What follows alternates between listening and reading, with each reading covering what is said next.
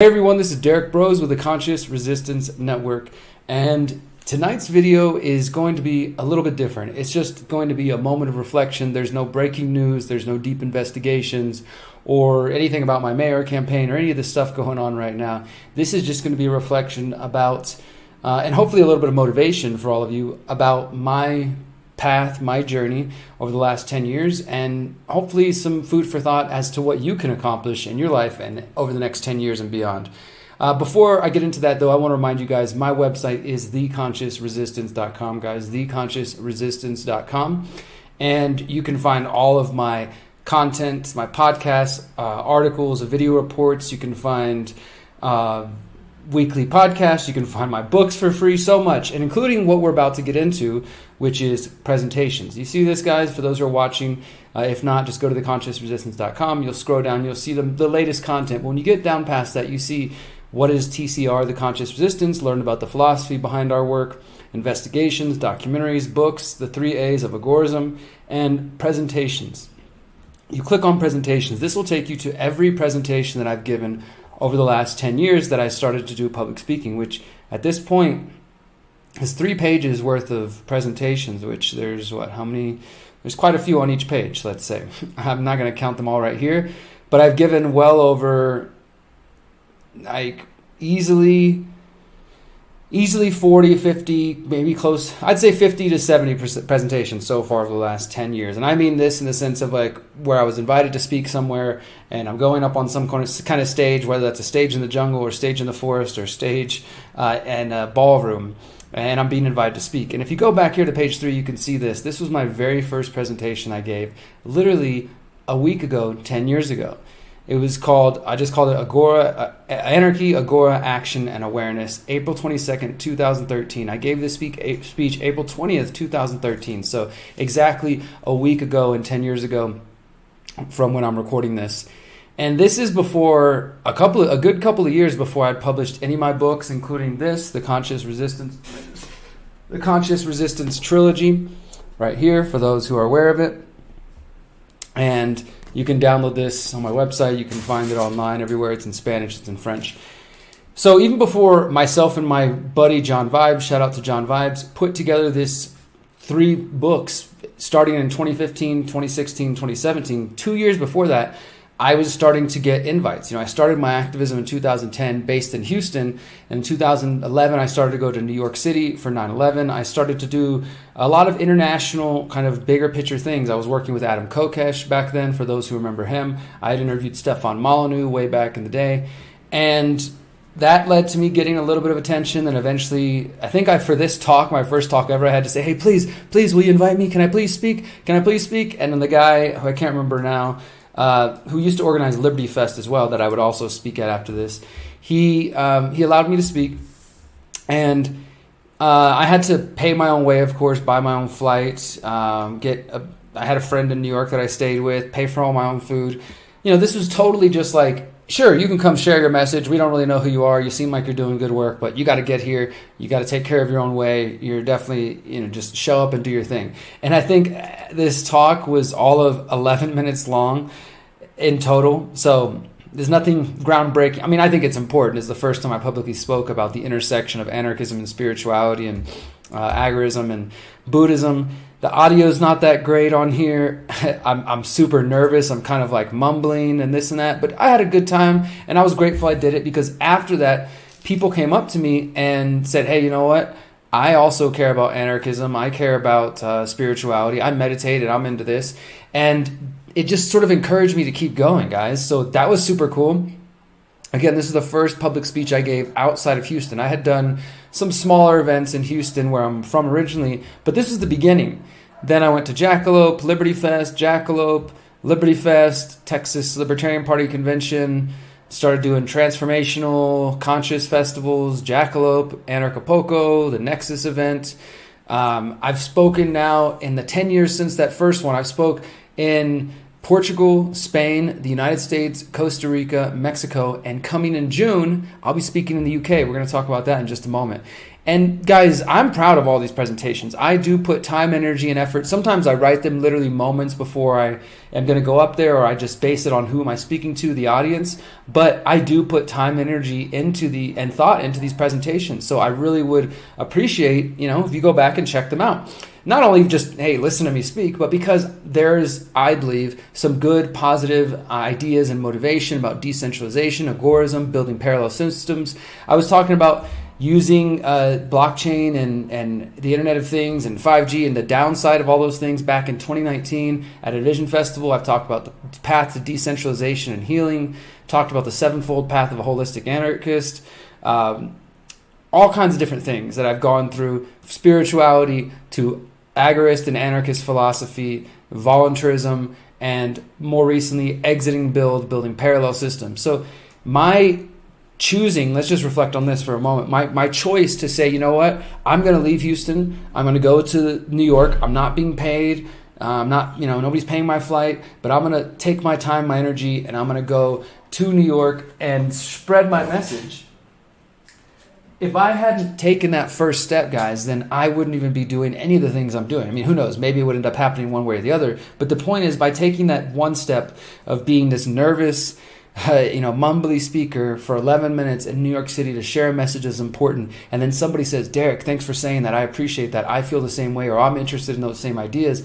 All that did was just encourage me. I need to keep going. I need to keep going. And that evolved into the conscious resistance. I think probably by then I had just started this idea of the conscious resistance. You can pick up these shirts on our website, by the way. And I was still just developing my ideas, but it was a really powerful experience of like, wow, I left my hometown. I'm dealing with other activists who are from all across the United States. And it really exposed me to the broader movement, that there are people in the freedom movement back then in 2013 who were all over the country and who were interested in these ideas. And it was a really, really positive. And yeah, and so now I've given 40 to 50, actually these are just the presentations that I gave at specific events. This doesn't count the fact that since this time, guys, I've done 4 different tours. In fact, if you go to here, you click on the website, theconsciousresistance.com/tour, you could see all of my upcoming speaking events for 2023. So this year, 1, 2, 3, 4, 5, 6, 7, 8, 9. I'm giving 9 presentations this year. There might be more later added. But in 2017, 2018, Miriam and I and some friends went on a 45 and a 54 city U.S. tour called Decentralize Your Life Tour, Liberate Your Mind Tour. Then during COVID in 2021, we did another U.S. tour called the Activation Tour. We did a Mexico Activation Tour. And with those all combined, I've easily given, over 100 presentations there, 50 other events here. And my point with sharing all that is that I've learned to build my confidence and to recognize that one of my skills is my voice, whether that's, I've always been a vocalist in a band and now doing hip hop and doing rap, but also writing, that's using my voice, even though it's written down, it's typed up. But being an activist, being a public speaker, going out there, that is one of my talents, communicating ideas and making them easy for people to understand, being able to empathize and have compassionate communication and learn how to read an audience and say, okay, these people, they probably won't respond well to these words, but if I rephrase it like this way, I can get them to listen to what I care about and what I want them to hear. And it is a skill. And I'm grateful to say that whenever I speak at events, people always want me to come back. I'm often told I'm one of the best speakers there. I've had people say that people complained at their events because I didn't have enough time, things like that, right? So I'm not just kind of building myself up, but I am saying I'm confident in what I'm doing. And I'm proud of that I can now be in a place in my life where I have enough self-worth to say, I'm good at public speaking. People want me to speak. And it started 10 years ago, guys. And let me show you this. The Better Way Conference. This is where I'll be speaking in the UK in June. So just over a month. Going to be going to Bath, UK. I've never been to the UK at all, so I'm super stoked about this. The Better Way Conference being organized by the World Council for Health. And look at the speakers. I mean, you got Dr. Tess Lori, you got James Corbett, Matthias Desmet, Vandana Shiva, a lot of other people who I don't know that I'm sure are doing great work. Dr. Pierre Corey. And again, people who probably I won't agree with on everything, but people who are focused on solutions. Because that's the other thing. In the last 10 years, since I gave my first public talk, I've used my influence as an activist and a journalist to create my own branch of these movements that's solutions focused, exit and build, freedom cells, the greater reset. And we see more and more people going this direction. So I'm only doing public events now that are solutions focused, like the Better Way conference. So I'm going to be coming to Bath from, I think, May 30th through the 11th. This event is June 1st. There's like a dinner the first night, and then the actual event is Friday, Saturday, and Sunday, June 2nd through the 4th. James Corbett's going to be there in person. I'm going to be there in person. And after 10 years, guys, 10 years from when I gave that first nervous speech, now I get to speak alongside alongside people like James Corbett, who's been a big friend of mine now almost for 9 years and a huge inspiration. I'm going to be speaking on a panel called From Climate Change to Climate Nurture, which should be really interesting, which includes Vandana Shiva, myself, and my friend Emma, and plenty of other people, talking about weather manipulation, damaging farming practices, geoengineering, 15-minute cities, and what are the solutions for this, right? This is my focus. These are the things that I want to be speaking about. When I first started as an activist, my goal was to reach as many people as possible, to try to make sure that I recognize that I wasn't alone, to educate more people, to become empowered.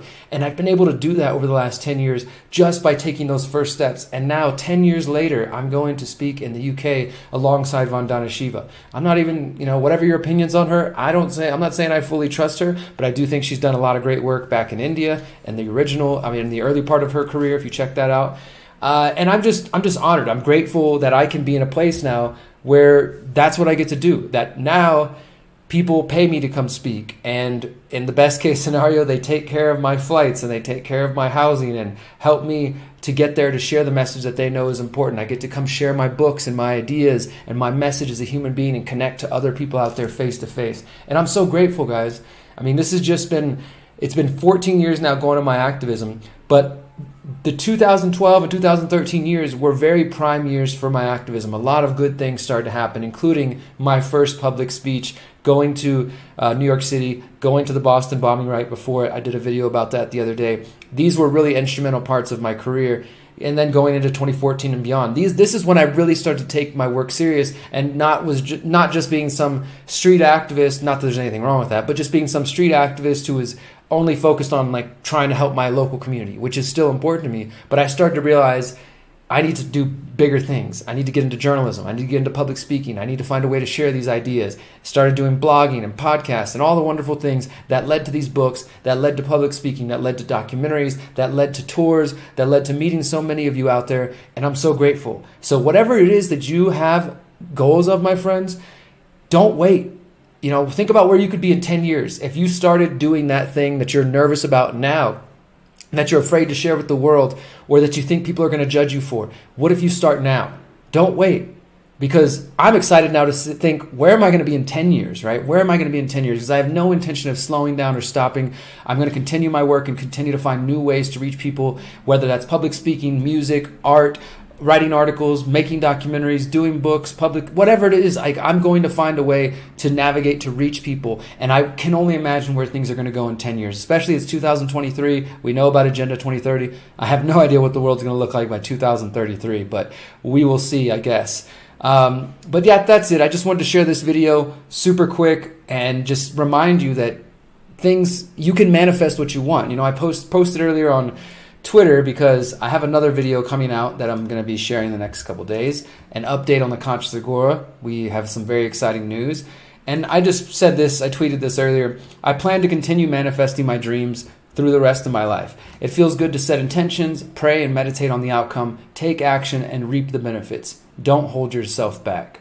So that's my message. Don't hold yourself back, guys. If you've got some goals and objectives, don't sit around. Don't wait for somebody else to take care of them for you. Don't let your life pass you by without starting now. Because even if it seems like a big, far-off goal, if you start right now, you have no idea where you're going to be in 10 days, 10 months, 10 years. You could be in a very beautiful place if you start right now. So that's my message for you guys. I hope you enjoyed that. I'll see you on the next report. Until next time, remember, you are powerful. You are